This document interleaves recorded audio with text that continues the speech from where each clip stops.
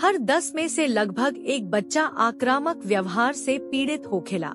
हमनी का ई बात तब देखेनी जा जब माई बाप के शिकायत होला कि आजकल के लड़का बहुते आक्रामक होले आउ लोग हमनी के बात ना सुनेले। यह आक्रामक व्यवहार से शायद वो लोग खाली अपना के ना बल्कि अपना परिवार आ समाज के भी नुकसान पहुँचाबे का। हमनी के ओह लोग के आक्रामक व्यवहार से चिंतित होखे के चाहिए। हमनी के रिश्तेदार अक्सर कहेले कि ई लोग छोट बच्चा हवे, बढ़त बढ़त सीख जाई।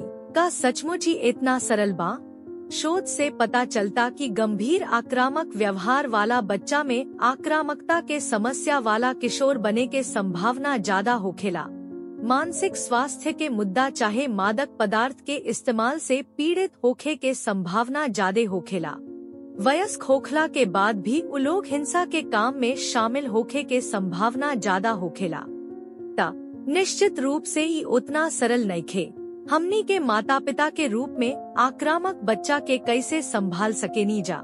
एगो अभिभावक के रूप में सबसे पहले रवा के जरूरी बाकी एक शांत रही बच्चा के बताई कि रवा ओकर देखभाल करी आ मदद करे खातिर हमेशा उपलब्ध बानी। अभी समस्या के समाधान करे के कोशिश मत करी जवना के चलते आपके बच्चा के ए व्यवहार भई। 2 धमकी मत दी। ऐसन परिणाम के बारे में चेतावनी मत दी जवन बेवजह गंभीर होखे आ जवना के रौरा खुद लागू ना कर सकीले। 3 सामान्यकरण मत करी। रौरा हमेशा अलीसन करेनी मत कहे, ऐसे नकारात्मक व्यवहार लागू हो जाला। 4 अपना टोन के शांत राखी, अपना बॉडी लैंग्वेज अवूरी टोन पर नियंत्रण राखी। घड़ी रौरा खिसियाल से बेसी सहायक लौके के चाहिए। 5 सही पल के इंतजार करी।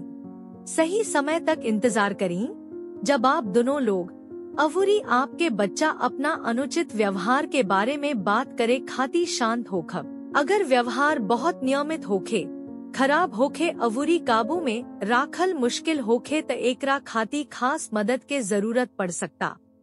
अपना परिवार के डॉक्टर से सलाह ली, जे जरूरत पड़ला पर मनोवैज्ञानिक भा समाज सेवी के लगे आगे रेफर कर सकेले। हमनी के साथे हाथ मिला के दूसरा अभिभावकन के मदद करी। कमेंट में शेयर करी कि रौरा अपना बच्चा के आक्रामक व्यवहार के कैसे संभालत बानी। हमनी के चैनल के लाइक शेयर और सब्सक्राइब करे के मत भूली।